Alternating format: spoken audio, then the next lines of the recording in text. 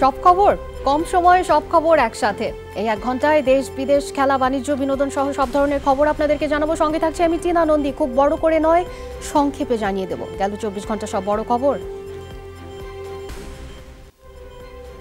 সরকারের একাধিক বিভাগে নয়, দেশের সব নাগরিকের তথ্য থাকবে একটি নির্দিষ্ট সিস্টেমে।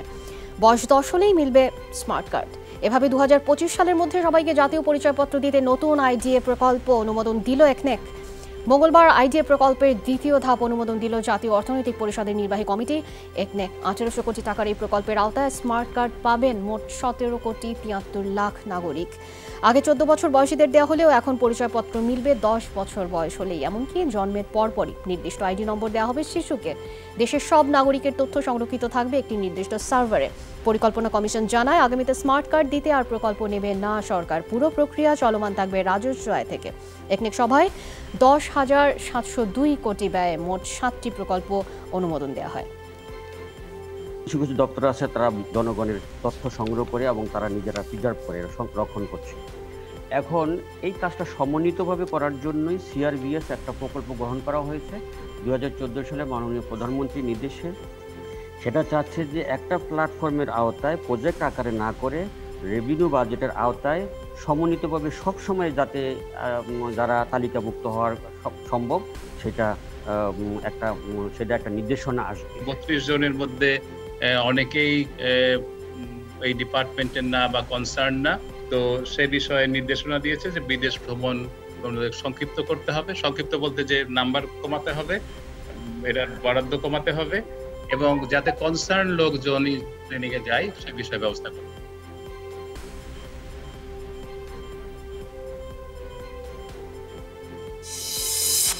মুক্তিযুদ্ধের সময় ব্যবহৃত অস্ত্র বিক্রির উপরে নিষেধাজ্ঞা দিয়েছেন হাইকোর্ট। একই সঙ্গে মুক্তিযুদ্ধের সময় ব্যবহৃত অস্ত্র বিক্রির উদ্যোগ কেন অবৈধ ঘোষণা করা হবে না তা জানতে চেয়ে রুল জারি করেছেন আদালত। বিচারপতি মুজিবুর রহমান মিয়া এবং বিচারপতি মহিউদ্দিন শামীমের হাইকোর্ট বেঞ্চে আদেশ দেন অস্ত্রগুলো কোথায় কি অবস্থায় আছে সেই বিষয়ে আগামী 6 মাসের মধ্যে প্রতিবেদন দাখিলের নির্দেশ দিয়েছেন আদালত। এর আগে রিটটি দায়ের করে আইন এবং সালিশ কেন্দ্র। এই যে স্মৃতিগুলো যদি থাকে তাহলে আমাদের দেশের নতুন প্রজন্ম যারা আছে তারা এটা দেখে আমাদের মুক্তিযোদ্ধাদের সম্পর্কে জানতে পারবে এবং মুক্তিযোদ্ধার রিলেটেড যে অর্গানাইজেশনগুলো আছে সেখানে আমরা এটাকে রাখার জন্য আমরা বলেছি। অল্প কিছুক্ষণের আগুনেই পুড়ে ছাই রাজধানীর মোহাম্মদপুরের জহুরি মহল্লার 40 বস্তি। সহায় সম্বল হারিয়ে পথে নেমেছে কাঁচা ঘরের বাসিন্দা এসব পরিবার। মাথা গোঁজার ঠাঁইটুকু হারিয়ে এখন তাদের অবস্থান খোলা আকাশের নিচে। দুর্ভোগ লাঘবে জরুরি ব্যবস্থা গ্রহণে কর্তৃপক্ষ দৃষ্টি আকর্ষণ করেছেন বস্তিবাসী।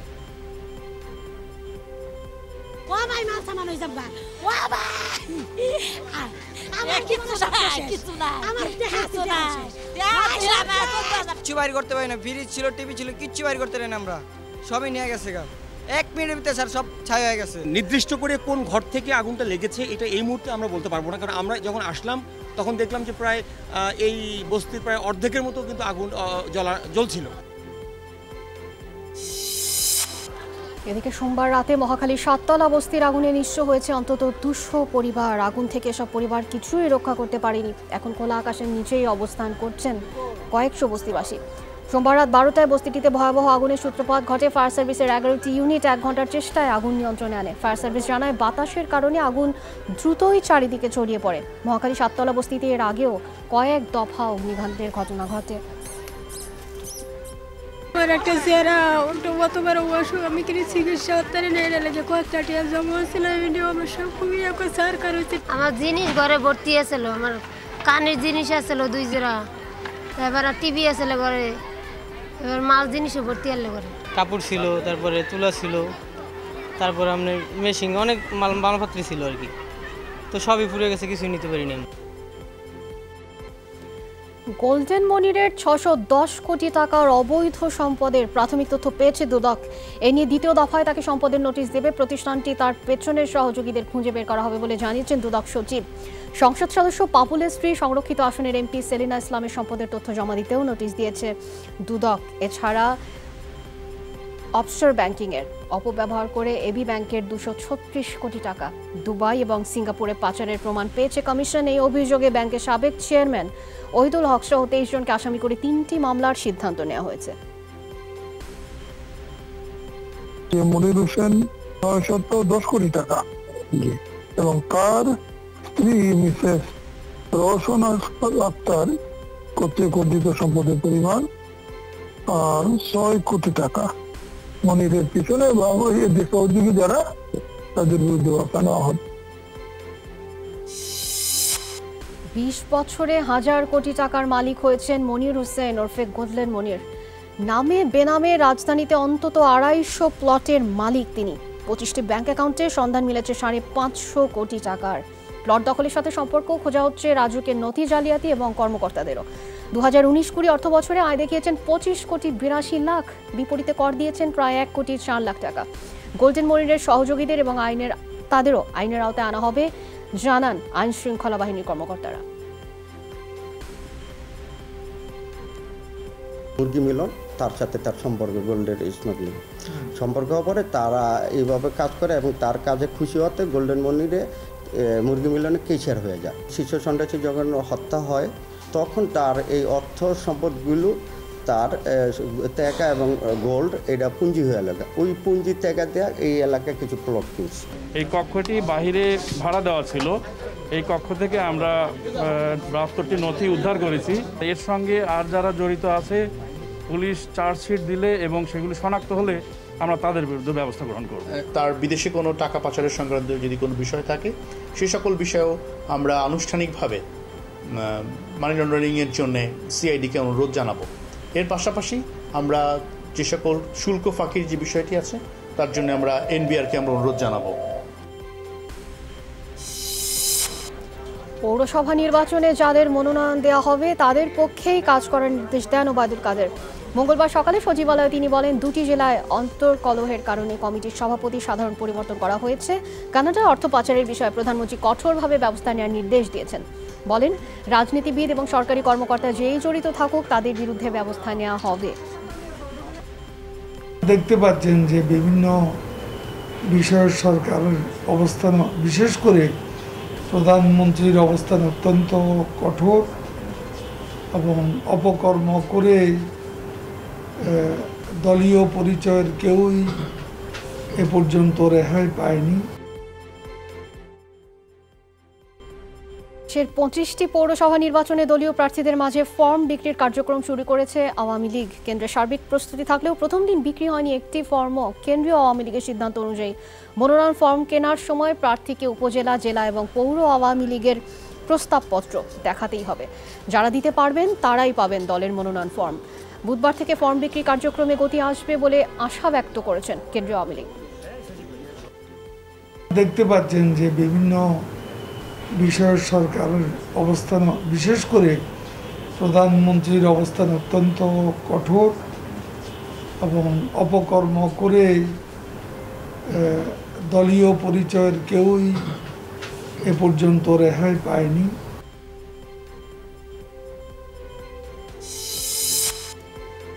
দেশে করোনায় বাড়ছে সংক্রমণ এবং মৃত্যুর হার। গেল 24 ঘন্টায় করোনায় মারা গেছে আরও 32 জন।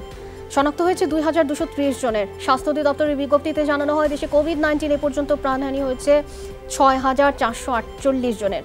আর গেল 24 ঘন্টায় নমুনা পরীক্ষা করা হয়েছে 15018টি। এ পর্যন্ত করোনা শনাক্ত হয়েছে 4,51,990 জনের শরীরে। আর গেল 24 ঘন্টায় সুস্থ হয়ে বাড়ি ফিরেছেন 2266 জন।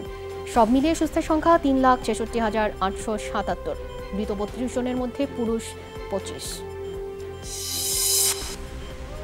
করোনা পরীক্ষা করাতে বেগ পেতে হচ্ছে সাধারণ মানুষকে। মঙ্গলবার সকালে রাজধানীর মিডফোর্ড হাসপাতালে 8টায় করোনা পরীক্ষার জন্য কাউন্টার থেকে টিকিট দেওয়া হলেও নমুনা সংগ্রহের বুথ খোলা হয় সকাল 11টায়। তবে নমুনা পরীক্ষা করার জন্য ভোর থেকে লাইনে দাঁড়ান অনেকে, ফলে আরও বাড়ছে করোনা সংক্রমণের ঝুঁকি।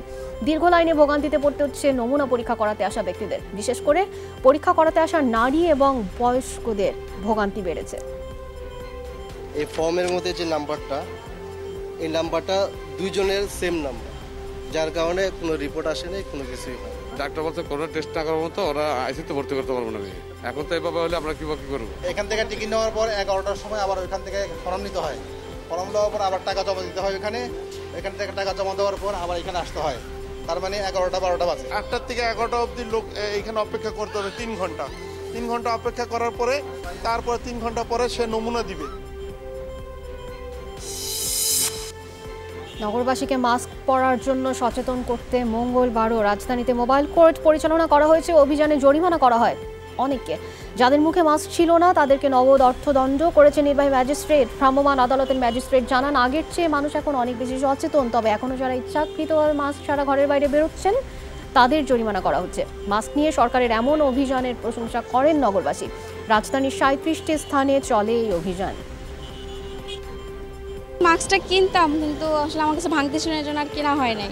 খবরটা আগে আমার বলেছে এটা, আমি হেলমেট লাগাইছি তো এই কারণে। মাস্কটা তো নিয়ে বের হয়েছে, ছিঁড়া গেছে মাস্কটা, এইসব মাস্ক তো ছিঁড়েই যায় সব সময়। আমি পড়ছিলাম অবশ্য, খুলে আবার করছি, সরি আমি দুঃখিত। আমাদের উদ্দেশ্য হচ্ছে জনসচেতনতা বৃদ্ধি করা। আমরা দেখলাম যে আজকে 7 দিন বা 8 দিনের মাথায় এসে দেখলাম মানুষ আগের চেয়ে অনেক বেশি সচেতন। তবে সরকারি যদি কোনো নির্দেশনা থাকে আমরা এখনও কিন্তু প্রয়োজনীয় ক্ষেত্রে আইনের প্রয়োগ করছি। এদিকে দেশের বিভিন্ন স্থানে ভ্রাম্যমাণ আদালতের অভিযান পরিচালিত হয়েছে। বরিশাল নগরীর বিভিন্ন এলাকায় অভিযান চালায় জেলা প্রশাসনের 3টি ভ্রাম্যমাণ আদালত। মাস্ক না পরার সময় 62 জনকে 11,000 টাকা জরিমানা করা হয়। পথচারীদের মাঝে সচেতনতা বাড়াতে বিতরণ করা হয় লিফলেট। স্বাস্থ্যবিধি মানাতে বগুড়ায় সচেতনতামূলক প্রচারণা এবং মাস্ক বিতরণ করেছে জেলা প্রশাসন। শহরের বিভিন্ন সড়কে এই কার্যক্রম পরিচালিত হয়। জেলা প্রশাসক কার্যালয়ের চত্বরে আয়োজিত সচেতনতামূলক সভায় বক্তারা বলেন, করোনার দ্বিতীয় ঢেউ মোকাবেলায় সবাইকে আরও সতর্ক থাকতে হবে। সভা শেষে শহরে বের করা হয় শোভাযাত্রা।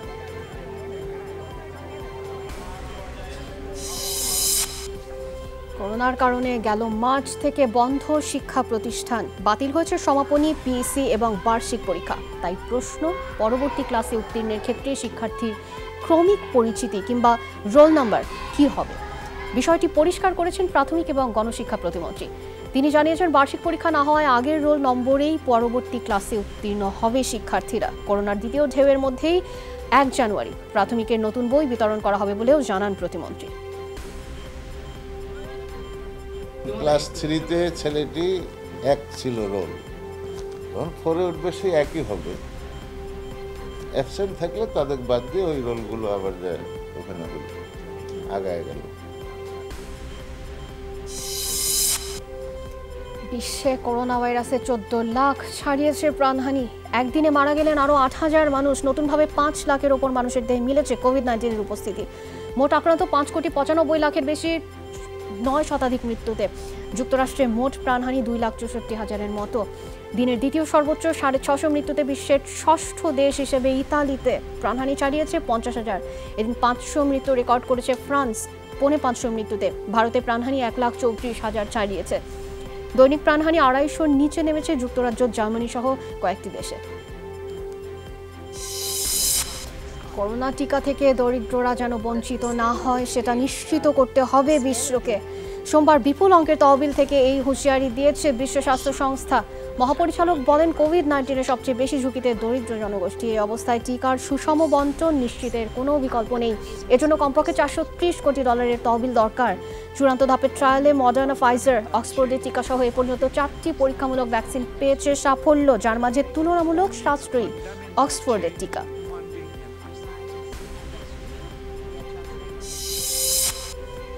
অবশেষে ক্ষমতা হস্তান্তর প্রক্রিয়া শুরু হলো যুক্তরাষ্ট্রে। নির্বাচনের 3 সপ্তাহ পর সোমবার নবনির্বাচিত বাইডেনের কাছে ক্ষমতা ছাড়তে সম্মত হয়েছেন খোদ প্রেসিডেন্ট ডোনাল্ড ট্রাম্প। যদিও আনুষ্ঠানিকভাবে হার স্বীকার করেননি তিনি। জানিয়েছেন, নির্বাচনে কারচুপির অভিযোগ, আইনি লড়াই অব্যাহত থাকবে। এর আগে 20 জানুয়ারি শপথ গ্রহণের প্রস্তুতি শুরু করার অনুমতি দিয়ে বাইডেনকে চিঠি দেয় ইউএস জেনারেল সার্ভিস অ্যাডমিনিস্ট্রেশন। জানা গেছে, ফল ঘোষণা পেছাতে ট্রাম্পের অনুরোধ মানেনি মিশিগানের রিপাবলিকান প্রশাসন। শেষ ওভারে আরিফুল হকের অতি মানবীয় ব্যাটিংয়ে বরিশালকে 4 উইকেটে হারিয়েছে খুলনা। বঙ্গবন্ধু টি-20 কাপের দ্বিতীয় ম্যাচ বরিশালের করা 9 উইকেটে 152 রানের জবাবে মাত্র 1 বল বাকি থাকতেই লক্ষ্যে পৌঁছে যায় রিয়াদের খুলনা। টস হেরে ব্যাট করতে নেমে শুরুটা ভালো হয়নি তামিমের। বরিশালের প্রথম বলেই মেহেদী মিরাজের বিদায়ের পর অধিনায়ক তামিমও আউট হন খুবই দ্রুত। ফলে পারভেজ ইমানের হাফ সেঞ্চুরিতে লড়াই চালিয়ে যায় বরিশাল। শেষ পর্যন্ত তহিদ হৃদয়ের 27 এবং অঙ্কনের 21 রানে লড়াই করার মতো ভিত পায় অন্তত পরিষদ। 153 রানের লক্ষ্যে ব্যাট করতে নেমে খুলনার শুরুটা হয় বাজে। প্রথম ওভারই তাসকিনের জোড়া উইকেট শিকারে থমকে যায় রীতিমতন মাহমুদুল্লাহর দল। সাকিবের প্রত্যাবর্তনের দিনে তার ব্যাট থেকে আসে 15 রান, মাঝে জহুরুল এবং 31 রান করে। রানের চাকা সচল রাখে যদিও তিনি, তবে শেষ ওভারে জয়ের জন্য দরকার হয় 22 রান। ফিনিশার খ্যাত আরিফুল হকের 4 ছক্কার জয় নিশ্চিত হয় খুলনার। 1 বল বাকি থাকতে জয় দিয়ে আসর শুরু করলো তারা। এর আগে শ্বাসরুদ্ধ ম্যাচে শুরু হলো বঙ্গবন্ধু টি20 কাপ। ঢাকা রাজশাহীর প্রথম ম্যাচের ফল পেতে অপেক্ষা করতে হচ্ছে শেষ বল পর্যন্ত, যেখানে মুশফিকের ঢাকার 2 হার শান্তর রাজশাহীর কাছে। রাজশাহীর 170 রানের লক্ষ্য তাড়া করতে নেমে 167 রানে থামে ঢাকার ইনিংস। টসে হেরে মিরপুরের শান্ত ইমনের ব্যাটে ভালো শুরু পায় রাজশাহী, কিন্তু টপ অর্ডারের ব্যর্থতায় 65 রান তুলতেই খরচের খাতায় 5 উইকেট। পরে অবশ্য শেখ মেহেদী নুরুল হাসানের 89 রানের জুটি গড়ে বিপর্যয় সামাল দেন পদ্মাপাড়ের এই দল। নুরুল 39 রানে থামলেও আসরের প্রথম 50 তুলে নেন মেহেদী। ঢাকার মুক্তার এবং 3 উইকেট নিলেও 169 রানের চ্যালেঞ্জিং পুঁজি পায় রাজশাহী। জবাব দিতে নেমে টপ অর্ডারে বিপর্যয়ের মুখে ঢাকাকে পড়তে হয়। এবার ত্রাতার ভূমিকায় 41 করা মুশফিক এবং 34 করা আকবর। শেষ 2 ওভারে মুক্তার আলীর ব্যাটে জয়ের খুব কাছে গিয়েও ম্যাচ সেরা মেহেদীর শেষ ওভারের বোলিংয়ে জয় নিয়ে মাঠ ছাড়ে রাজশাহী। টি20-তে 30-40 এই রান করে আসলে ম্যাচ জেতা অনেক ডিফিকাল্ট। তো আমি মনে করি যে যারা সেট হয়েছে আমরা অ্যাটলিস্ট একজন যদি আমরা 60+ রান করতে পারতাম তাহলে ডেফিনেটলি ম্যাচটা আমাদের থেকে থাকতো। But I am really happy যে সবাই স্টার্টটা ভালো হয়েছে। তো ইটস এ গুড সাইন যে সবাই ভালো একটা টাচে আছে। প্রথমত আমার অনেক বিশ্বাস ছিল, দ্বিতীয়ত ক্যাপ্টেনের অনেক বিশ্বাস ছিল, সে ট্রাস্ট করে আমাকে দিয়েছে এবং টিম মেম্বার যারা ছিলেন সবাই আমাকে বিশ্বাস করতেছিল। দেন বিশ্বাসের ক্ষেত্রে আর কি আমি এক্স্যাক্টলি যে যেটা এক্সিকিউট করছি ওটাই হয়ে গেছে। যে ডেলিভারিগুলো ছিল ইয়র্কার পারফেক্ট ওয়েতে হয়েছে। সব খবর দেখছেন প্রথম বিরতিতে যায়, ছোট্ট বিরতি, সঙ্গী থাকবেন, ফিরছি।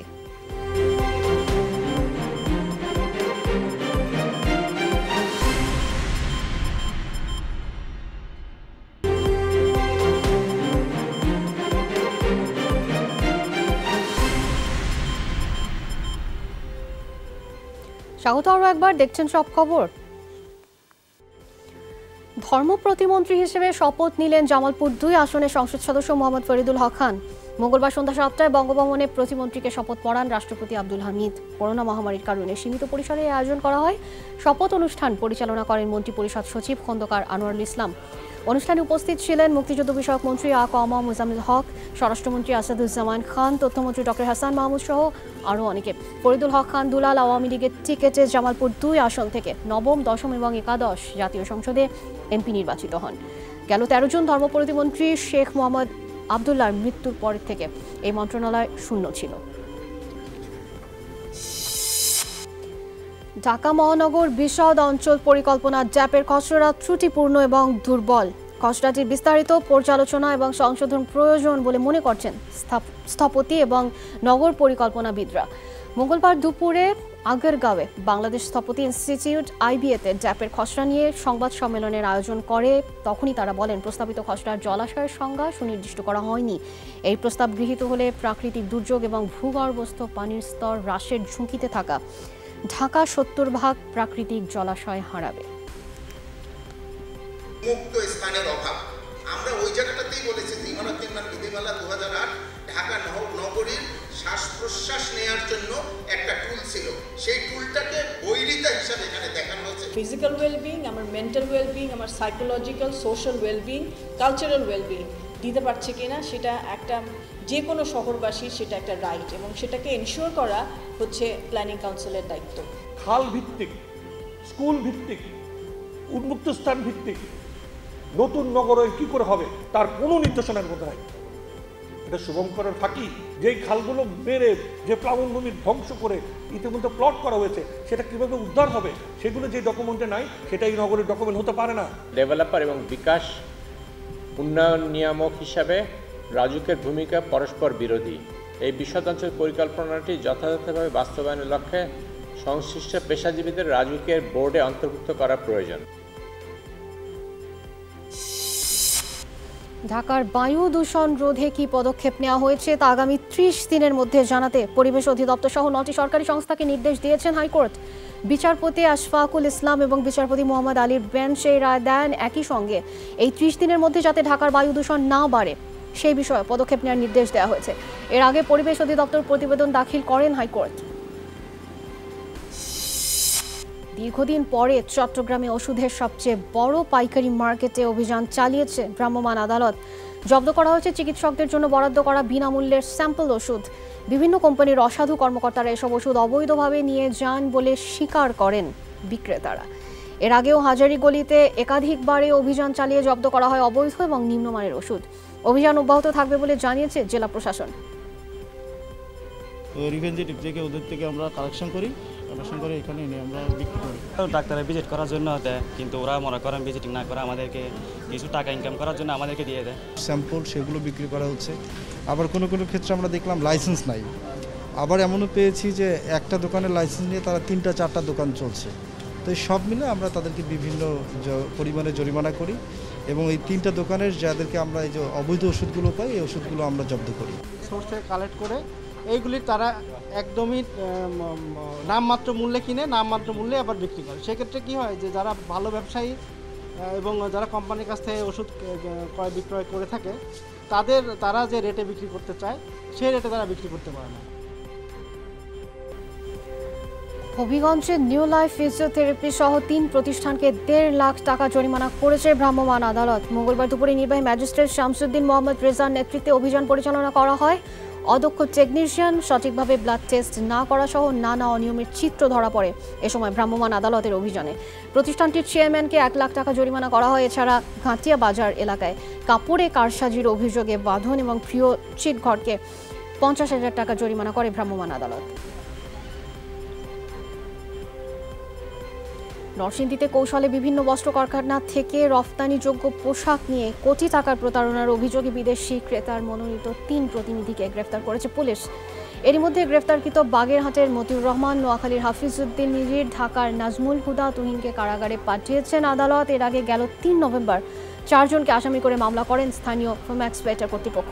এছাড়া ঢাকায় অভিযান চালিয়ে 3 জনকে গ্রেফতার করে পুলিশ।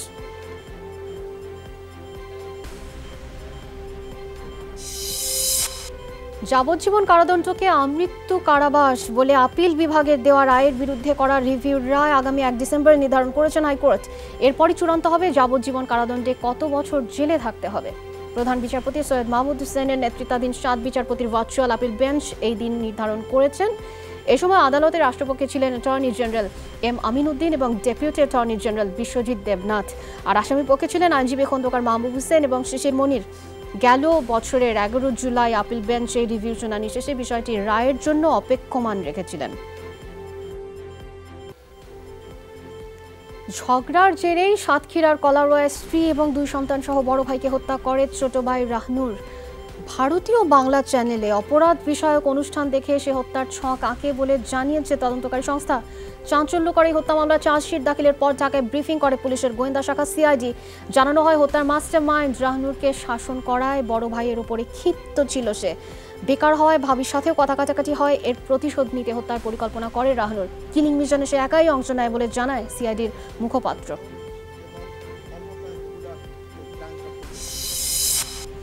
ভোলার চরফ্যাশনে সদ্য মা হওয়া নাসরিন নামে এক নারীর মরদেহ উদ্ধার নিয়ে তৈরি হয়েছে চাঞ্চল্য। নিহতের পরিবারের পক্ষ থেকে দাবি করা হচ্ছে হত্যাকাণ্ড। অভিযোগ শিশুর মা নাসরিনকে হত্যা করেছে শ্বশুরবাড়ির লোকজনই, পরে তা চালিয়ে দেওয়ার চেষ্টা করে আত্মহত্যা হিসেবে। স্বজনদের অভিযোগ নানা সময় যৌতুকের জন্য নির্যাতন সহ্য করতে হয়েছে নাসরিনকে। ঘটনা জানাজানির পর থেকেই পলাতক স্বামী এবং তার পরিবারের লোকজন। রোববার হাসপাতাল থেকে ফেরার পথে বাবার বাড়ি যেতে চান তিনি। এই নিয়ে প্রথমে তর্ক হয় স্বামীর সাথে। এরই জেরে এই ঘটনা ঘটেছে বলে অভিযোগ নাসরিনের পরিবারের। নারীর প্রতি সহিংসতা প্রতিরোধে সবাইকে একসাথে কাজ করার আহ্বান জানিয়েছেন ঢাকা উত্তর সিটি মেয়র আতিকুল ইসলাম। মঙ্গলবার দুপুরে অ্যাকশন এইড আয়োজিত এক ভার্চুয়াল আলোচনায় মেয়র বলেন, নির্যাতন প্রতিরোধে সর্বস্তরের মানুষের মাঝে সচেতনতা তৈরি করার প্রয়োজন। নারী শিশুদের জন্য সিটি কর্পোরেশনের পক্ষ থেকে কিছু কার্যক্রম হাতে নেওয়া হয়েছে বলে জানান মেয়র। অ্যাকশন এইডের আলোচনায় বক্তারা বলেন, করোনাকালীন সময় নারীর প্রতি সহিংসতা বৃদ্ধি পেয়েছে। বর্তমানে এই ভায়োলেন্সকে আমাদেরকে একটি পর্যায়ক্রমে নিয়ে আসার জন্য সামগ্রিকভাবে সবাইকে কাজ করতে হবে। It is not only that city corporation, এর সমাজের সকলকে কাজ করতে হবে। দেশব্যাপী নারী এবং শিশু ধর্ষণ, সকল যৌন সহিংসতা এবং নির্যাতনের ঘটনা বন্ধে 9 দফা দাবি উত্থাপন করেছে আমরাই পারি পারিবারিক নির্যাতন প্রতিরোধ জোট। মঙ্গলবার সকালে জাতীয় প্রেস ক্লাবে সংবাদ সম্মেলনে এই দাবি জানান সংগঠনের নেত্রীরা। তারা বলেন, নারী এবং শিশু নির্যাতনের মামলা 180 দিনের মধ্যেই নিষ্পত্তির আইন থাকলে তা পালন করা হচ্ছে না, যদিও রয়েছে এই আইন। উচ্চ আদালতে নারী এবং শিশু নির্যাতনের মামলা অগ্রাধিকার ভিত্তিতে নিষ্পত্তির দাবি জানান এ সময় বক্তারা। জামালপুরের দেওয়ানগঞ্জে সালিশ বৈঠকে 85 বছরের বৃদ্ধের সঙ্গে জোর করে 12 বছরের কিশোরীকে বিয়ে দেওয়ার ঘটনা তদন্ত করার নির্দেশ দিয়েছেন হাইকোর্ট।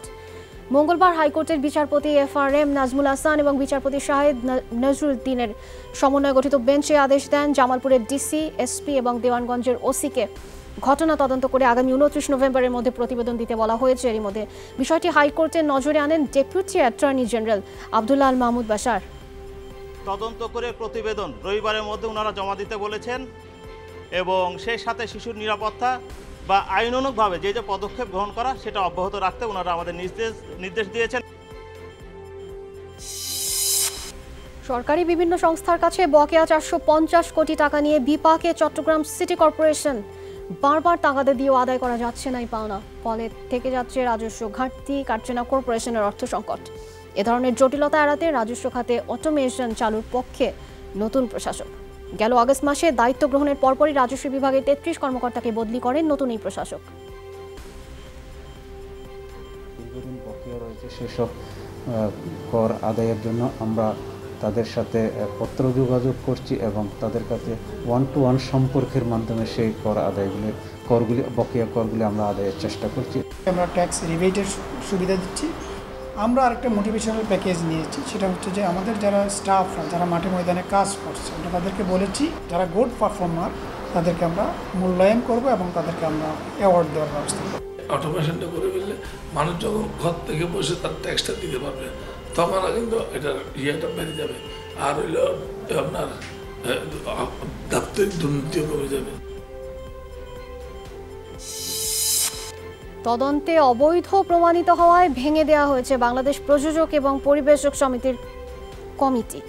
বাণিজ্য মন্ত্রণালয়ের একজন উপসচিবকে নিযুক্ত করা হয়েছে প্রশাসক হিসেবে। পাশাপাশি জায়েদ খানের সদস্যপদ স্থগিত করার বিষয়টি অবৈধ ঘোষণা করে সাধারণ সদস্য হিসেবে তার কার্যক্রম চালাতে নির্দেশনা দিয়েছে বাণিজ্য মন্ত্রণালয়। বাণিজ্য মন্ত্রণালয়ের নির্দেশনা মেনে 120 দিনের মধ্যে অনুষ্ঠিতব্য নির্বাচনে অংশগ্রহণ করবে বিলুপ্ত কমিটি। একটা রায় ছিল যে এই 4 জন আগামী একটা টার্মে নির্বাচন করতে পারবে না, কিন্তু তারা সেটা গোপন করে মহামান্য হাইকোর্টের রায় অমান্য করে নির্বাচন করলো এবং সেটাকে তারা গোপন রাখলো। এখন সেটা তদন্তে বের হয়ে আসলো। বের হয়ে আসার পরে তারা কমিটিকে বিলুপ্ত করলো, কারণ এটা তো একটা অবৈধ কমিটি হয়ে গেল। হাইকোর্টের যেটা আদেশ ছিল, যেটা বলা হয়েছে যে হাইকোর্টের আদেশ অমান্য করে সেখানে বলা ছিল 16-18 টার্মে আমরা ইলেকশন করতে পারবো না। 16-18 টার্ম ছিল না এটা, এখন আমরা নির্বাচিত হয়েছি 19-21 টার্মে। জঙ্গিবাদ সম্পৃক্ত কার্যক্রমের অভিযোগে আহমেদ ফয়সাল নামের এক প্রবাসী বাংলাদেশি শ্রমিককে গ্রেফতার করেছে সিঙ্গাপুরের পুলিশ। মঙ্গলবার এক বিবৃতিতে তথ্য জানায় দেশটির স্বরাষ্ট্র মন্ত্রণালয়। বিবৃতিতে জানানো হয়, সামাজিক মাধ্যমে ফেক আইডি খুলে জঙ্গি গোষ্ঠী IS সম্পৃক্ত বিভিন্ন প্রচারণামূলক কার্যক্রম চালিয়ে আসছিলেন 26 বছর বয়সী ফয়সাল। তার উপরে বেশ কিছুদিন নজরদারির পর 2 নভেম্বর গ্রেফতার করা হয় তাকে। পুলিশ বলছে 2017 সালে শ্রমিক ভিসায় সিঙ্গাপুর যান আহমেদ ফয়সাল। সেখানে নির্মাণ শ্রমিক হিসেবে কাজ করছিলেন তিনি, তবে অন্য কোনো অপরাধের সাথে তার সম্পৃক্ততা ছিল কিনা তা উল্লেখ করেনি প্রশাসন। কলম্বিয়ার উত্তরাঞ্চলে ভূমিধসে প্রাণ হারালেন কমপক্ষে 7 জন। সোমবারের দুর্ঘটনায় গুরুতর আহত আরও 13 ব্যক্তি। স্থানীয় গণমাধ্যম বলছে, ভালদিভিয়া শহরের একটি পানশালা ঘিরে হয় এই ভূমিধস। পাহাড়ের খাঁজে ছিল বাড়তির অবস্থান। দুর্ঘটনা এখন পর্যন্ত কমপক্ষে 15 জন নিখোঁজ রয়েছে, তাদের অনুসন্ধানে তল্লাশি চলছে। পুলিশের দাবি, করোনা শিষ্টাচার উপেক্ষা করে মধ্যরাত পর্যন্ত গোপনে চলছিল বাড়তির কার্যক্রম। 2019 সালের রেকর্ড ঘনত্ব বেড়েছে গ্রিনহাউস গ্যাসের। দীর্ঘ লকডাউনে কলকারখানা, বিমান, জাহাজ সহ সব বন্ধ থাকলেও ইতিবাচক প্রভাব পড়েনি জলবায়ুতে। সোমবার বার্ষিক প্রতিবেদনে তথ্য জানায় বিশ্ব আবহাওয়া সংস্থা WMO। আত্মতুষ্টিতে ভোগার কোনো পরিস্থিতি হয়নি এমন হুঁশিয়ারি এই সংস্থাটি। তারা আরও জানায় 2019 সালে প্রতি লিটার বাতাসে 410.5 ppm কার্বন শনাক্ত হয়। লকডাউন সত্ত্বেও 2020 সালে স্বাভাবিকের তুলনায় বেশি কার্বন নিঃসরণ দেখতে পায় বিশ্ব। বৈশ্বিক তাপমাত্রা টানা 1.5 ডিগ্রি সেলসিয়াসের নিচে রাখা গেলে 2050 সালে গিয়ে কার্বন নিরপেক্ষতা অর্জনের লক্ষ্যে পৌঁছাতে পারবে বিশ্ব। কার্বন নিঃসরণ কমাতে আগ্রহী দেশের তালিকা বড় হচ্ছে ঠিকই, কিন্তু সারা বিশ্বে নিঃসরিত কার্বনের 50% জন্যই এখনো দায়ী চীন, ইউরোপীয় ইউনিয়ন, জাপান ও দক্ষিণ কোরিয়া।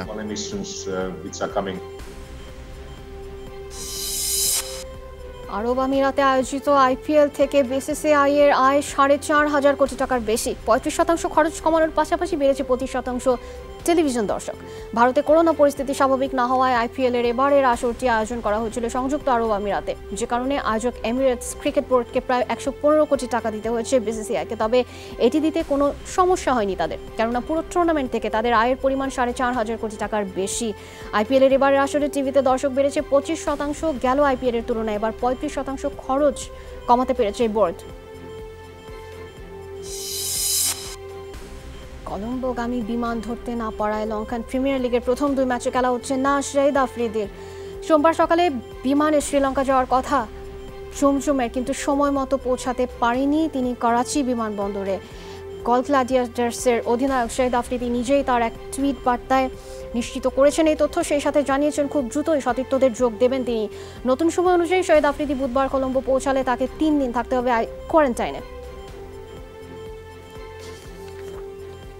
সব খবর দেখছেন, আরও একটা বিরতিতে যাব, ছোট বিরতি, সঙ্গে থাকবেন, ফিরছি।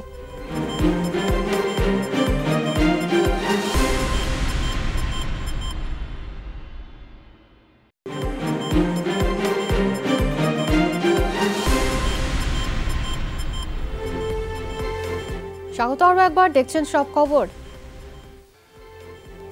ঐতিহাসিক এবং নির্ভরতার সম্পর্কের ভিত্তিতে ভারত বাংলাদেশ আইসিটি সেক্টর একযোগে কাজ করবে বলে জানিয়েছেন আইসিটি প্রতিমন্ত্রী জুনায়েদ আহমেদ পলক। রাজধানীর আইস টাওয়ারে ভারতের হাইকমিশনারের বৈঠক শেষে কথা বলেন তিনি। জানান আইসিটি সেক্টর সহ অন্যান্য খাতেও অংশীদারিত্ব বাড়ানোর বিষয়ে গুরুত্ব দেওয়া হবে। দুই দেশের আইটি ট্রেনিং এবং ইনকিউবেশন সেন্টার স্থাপনের জন্য আরেকটি প্রকল্প চূড়ান্ত হওয়ার পর্যায়ে রয়েছে। স্থাপন করা হবে 6টি স্থানে হাইটেক পার্ক, প্রশিক্ষণ কেন্দ্র। হাইকমিশনার বলেন বাংলাদেশের সব সেক্টর ডিজিটাল করতে সহযোগিতা করবে ভারত। মুজিব বর্ষে আমরা উদ্যোগ গ্রহণ করেছি বঙ্গবন্ধু ইনোভেশন গ্র্যান্ট, যেখানে 100টি স্টার্টআপকে আমরা সিলেক্ট করব, যে স্টার্টআপ ইন্ডিয়া এবং স্টার্টআপ বাংলাদেশ যৌথভাবে আমাদের দুই দেশের স্টার্টআপদেরকে আমরা সহযোগিতা করতে চাই। Bangladesh and India are countries that are rich in this wealth. So we should look at ourselves no longer as developing countries but as data-rich, capacity-rich countries. খাগড়াছড়িতে জেলা জাতীয় পার্টির মতবিনিময় সভা অনুষ্ঠিত হয়েছে। এতে প্রধান অতিথি হিসেবে ছিলেন দলের প্রেসিডেন্ট সদস্য অ্যাডভোকেট রেজাউল করিম ভূঁইয়া। সভায় বক্তারা বলেন সাংগঠনিকভাবে জাতীয় পার্টি এখন আগের চেয়ে শক্তিশালী। দলের কার্যক্রম আরও গতিশীল করতে তৃণমূলের নেতাকর্মীদের প্রতি আহ্বান জানান তারা। জেলার নেতাকর্মীরা সংগঠনের বিভিন্ন সমস্যার কথা তুলে ধরেন এবং তার সমাধানে বিভিন্ন পরামর্শও দেন। সময় স্বাস্থ্যবিধি মেনে অনার্স শেষ বর্ষের পরীক্ষা নেওয়ার দাবিতে সড়কে বিক্ষোভ এবং সমাবেশ করেছে রংপুরে বেগম রোকেয়া বিশ্ববিদ্যালয়ের শিক্ষার্থীরা। মঙ্গলবার দুপুরে বিশ্ববিদ্যালয়ের দ্বিতীয় গেটের সামনে মহাসড়ক অবরোধ করে আন্দোলন শুরু করে। এ সময় তারা এতে বন্ধ হয়ে যায় কুড়িগ্রাম লালমনিরহাট যানবাহন চলাচল। শিক্ষার্থীদের অভিযোগ 6টি অনুষদের 13টি বিভাগে 1 থেকে 2 বছরের সেশন জট রয়েছে। এখনই পরীক্ষাগুলো না নিলে সেশন জট আরও বাড়বে বলে আশঙ্কা প্রকাশ করেন তারা। পরে উপাচার্যের পক্ষ থেকে প্রক্টর এসে শিক্ষার্থীদের দাবির ব্যাপারে সরকারের সাথে কথা বলার আশ্বাসে অবরোধ তুলে নেয় তারা। ক্ষতিপূরণের দাবিতে রাজধানীতে বিক্ষোভ করেছেন তাজরিন ফ্যাশনের আগুনে ক্ষতিগ্রস্ত শ্রমিকরা। মঙ্গলবার সকাল 11টায় জাতীয় প্রেস ক্লাবের সামনে বিক্ষোভ করেন তারা। পরে প্রধানমন্ত্রী কার্যালয়ের অভিমুখে যাওয়ার সময় হাইকোর্ট মোড়ে পুলিশি বাধার মুখে পড়েন তারা। সেখান থেকে আবার জাতীয় প্রেস ক্লাবের সামনে গিয়ে অবস্থান নেয় তাজরিন দুর্ঘটনায় ক্ষতিগ্রস্ত শ্রমিকরা। এ সময় আহতদের সুচিকিৎসা নিশ্চিত, আর্থিক ক্ষতিপূরণ এবং পুনর্বাসন ব্যবস্থার দাবি জানান তারা।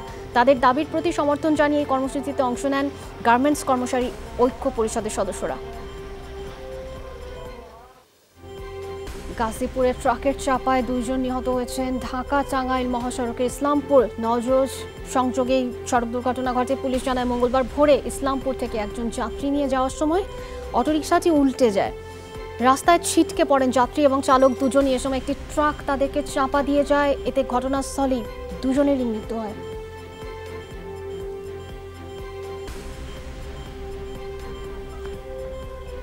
নরসিংদীর শিবপুরে পিকআপের চাপায় সিএনজি অটোরিকশার এক যাত্রী নিহত হয়েছেন। স্থানীয়রা জানায় একটি গাড়িকে ওভারটেকের সময় বিপরীত দিক থেকে আসা পিকআপের সাথে মুখোমুখি সংঘর্ষ হয় সিএনজির। এ সময় ঘটনাস্থলেই মারা যান শফিকুল ইসলাম নামের ওই যাত্রী। দুর্ঘটনায় আহত সিএনজির চালক সহ 5 জন। ডিজিটাল নিরাপত্তা আইনে রাজধানীর শেরে বাংলানগর থানায় দায়ের করা মামলায় ফটো সাংবাদিক শফিকুল ইসলাম কাজলের জামিন মঞ্জুর করেছেন হাইকোর্ট। একই সঙ্গে তার বিরুদ্ধে বাকি দুটি মামলা শুনানির জন্য আগামী 15 ডিসেম্বর দিন ধার্য করেছেন আদালত। মঙ্গলবার হাইকোর্টের বিচারপতি এম ইনায়েতুর রহিম এবং বিচারপতি মোহাম্মদ মুস্তাফিজুর রহমানের সমন্বয়ে গঠিত ভার্চুয়াল বেঞ্চ এ আদেশ দেন।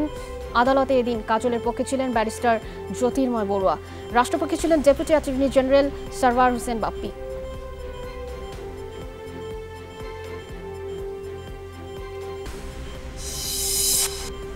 সচ্ছল ব্যক্তির নাম পরিচয় ব্যবহার করে ফিজিডির চাল উত্তোলন এবং আত্মসাতের মামলায় কুষ্টিয়ায় এক ইউপি চেয়ারম্যানকে কারাগারে পাঠিয়েছেন আদালত।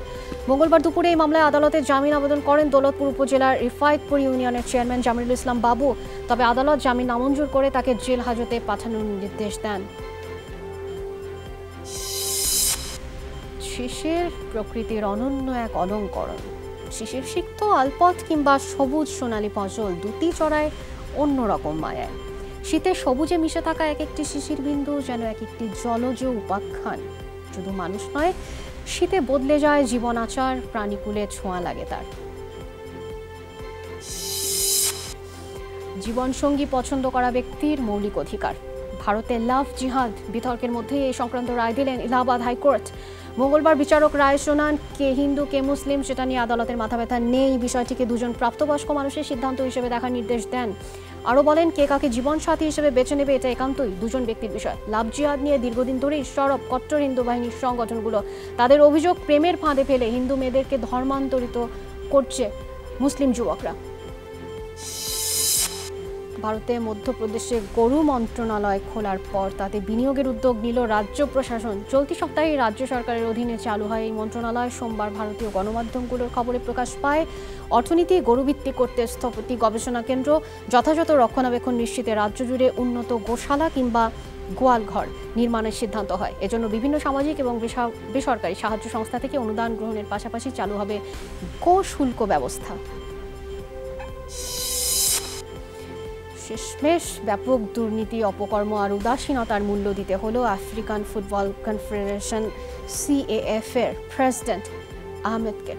ফিফার এথিক্স কমিটির একতরফা এই সিদ্ধান্ত তাকে আগামী 5 বছরের জন্য নিষিদ্ধ করেছে।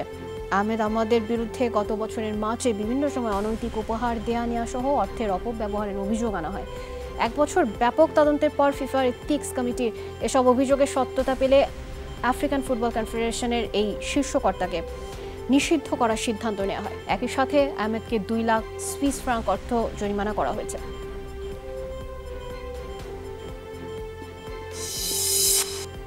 নতুন বছরের প্রথম দিন থেকে ফ্রি ট্রান্সফারের জন্য উন্মুক্ত যাবেন লিওনেল মেসি। তাকে পেতে 10 বছরের পরিকল্পনা করছে বিখ্যাত সিটি ফুটবল গ্রুপ, যাতে রয়েছে বিশ্বজুড়ে 10টি ফুটবল ক্লাব। এমনটি খবর ইংলিশ গণমাধ্যমে। যুব এবং পেশাদার মিলে মেসির 20 বছরের বার্সেলোনা অধ্যায়ের সমাপ্তি এখন সময়ের অপেক্ষা। Manchester City coach Pep Guardiola অধীর অপেক্ষায় রয়েছেন প্রিয় শিষ্যকে দলে পেতে। ও বার্সার একাডেমি থেকে উঠে এসেছে। আমার আজকের সবকিছুই বার্সার অবদান। সুতরাং আমরা দুজনেই বার্সার প্রতি সহানুভূতিশীল। আমি চাই ওর কাজটুকু সুন্দরভাবে শেষ করুক। এরপর আমরা দুজন আরেকটি সময়ের প্রত্যাশা করছি। সব খবর দেখছেন, আরও একটা বিরতিতে যাই, সঙ্গেই থাকবেন, ফিরছি।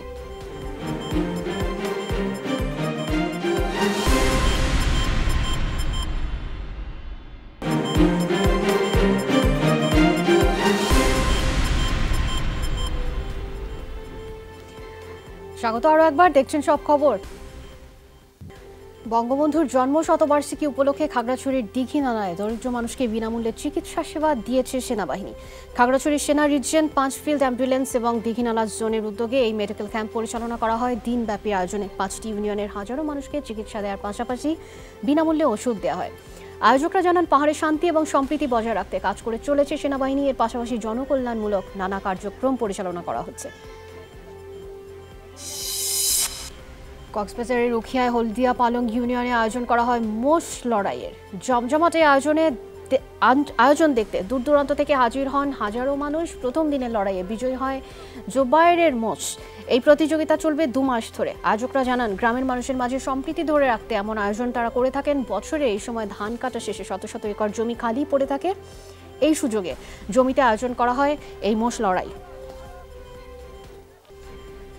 রাজশাহীর দুর্গম চর মাঝের দিয়ারে বিট পুলিশিং কার্যক্রম উদ্বোধন করা হয়েছে। মঙ্গলবার বিকেলে উদ্বোধন করেন আরএমপি কমিশনার আবুল কালাম সিদ্দিক। পরে এই উপলক্ষে আয়োজিত সভায় যোগদান তিনি আশ্বাস দেন চরে অস্থায়ী পুলিশ ফাঁড়ি স্থাপনের।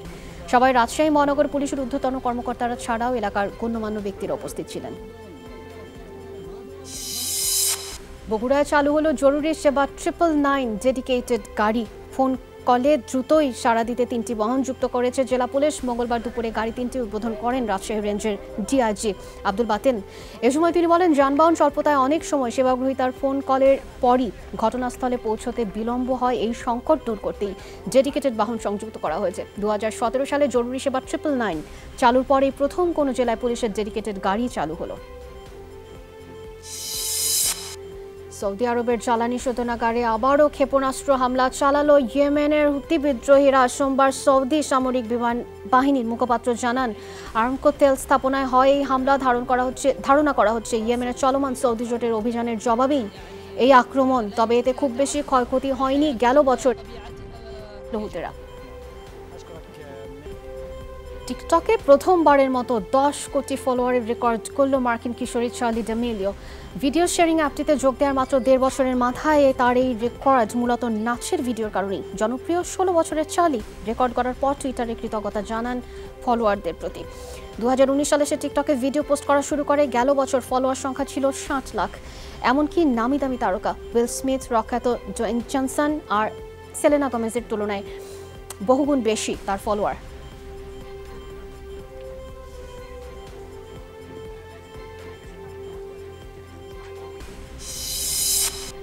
চাঁদ থেকে পাথরের নমুনা সংগ্রহে নভোযান পাঠালো চীন।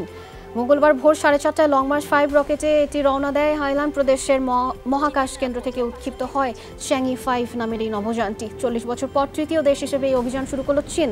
সবকিছু ঠিকঠাক থাকলে ডিসেম্বরের মাঝামাঝি পৃথিবীতে ফিরবে এই যান। এর আগে যুক্তরাষ্ট্র এবং সাবেক সোভিয়েত গবেষণার জন্য চাঁদের মাটি পাথর সংগ্রহ করেছিল।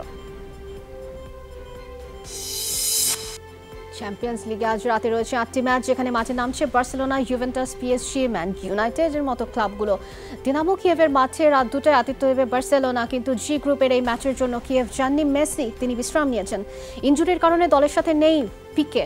ঘরের মাঠে 5 নভেম্বর মেসি এবং পিকের গোলেই দিনামো কিয়েভকে 2-1 গোলে হারিয়েছিলেন বার্সেলোনা। 3 ম্যাচে পূর্ণ 9 পয়েন্ট নিয়ে শীর্ষে বার্সা। কিয়েভের সংগ্রহ মাত্র 1 পয়েন্ট। জি গ্রুপের আরেক ম্যাচে মাঠে নামবে ইউভেন্টাস, প্রতিপক্ষ হাঙ্গেরির ক্লাব ফেরেনচভারোস। সবশেষে রাউন্ড অলভোরা জোড়া গোলে হাঙ্গেরি থেকে 4-1 গোলের জয় নিয়ে ফিরেছিল ইউভরা। এবার ঘরের মাঠে সহজয়ের চিন্তা রয়েছে তাদের। পুরোপুরি সুস্থ পাওলো দিবালা এবং ক্রিস্টিয়ানো রোনালদোর আক্রমণ ভাগ নিয়ে চিন্তিত ফেরেনচভারোস। 3 ম্যাচে 6 পয়েন্ট নিয়ে বার্সার নিচে ইউভরা আর ফেরেনচভারোসের পয়েন্ট 1।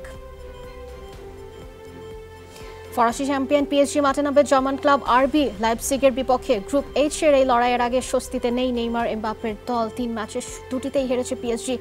সবশেষ 5 নভেম্বর এই লাইপজিগের মাঠ থেকে 2-1 গোলে হেরে ফিরতে হয়েছে পিএসজিকে। 3 ম্যাচে 6 পয়েন্ট নিয়ে লাইপজিগের টেবিলে দ্বিতীয় স্থানে রয়েছে, আর পিএসজি 3 পয়েন্ট নিয়ে তৃতীয়। 2 জয়ে এইচ গ্রুপে শীর্ষে আছে ম্যানচেস্টার ইউনাইটেড। তবে স্বস্তিতে নেই, কারণ প্রতিপক্ষ ইস্তানবুল মাঠে গত ম্যাচে 2-1 গোলে হেরে এসছে ইউনাইটেড। ওলে গানার শিষ্যরাদের এবার একটু বেশি সজাগ থাকতে হবে ঘরের মাঠের ম্যাচগুলোয়, কারণ পা হরকালেই গ্রুপের টেবিলের অবস্থান বদলে যাবে। সবগুলো ম্যাচই শুরু হবে রাত 2টায়। এই ছিল এখনকার সব খবরে। এতক্ষণ যারাই সাথে ছিলেন অনেক ধন্যবাদ। যমুনা টেলিভিশনের সঙ্গে থাকতে ভিজিট করবেন আমাদের ওয়েবসাইট, ফেসবুক পেজ এবং ইউটিউব চ্যানেল। লগ ইন করুন www.jamuna.tv, Facebook/যমুনা টেলিভিশন, YouTube/যমুনা টিভি বিডি। সাথে থাকার জন্য আরও একবার ধন্যবাদ। আগামী দিন রাত 12টায় আবার দেখা হবে। প্রত্যেকে ভালো থাকবেন, সুস্থ থাকবেন। শুভরাত্রি।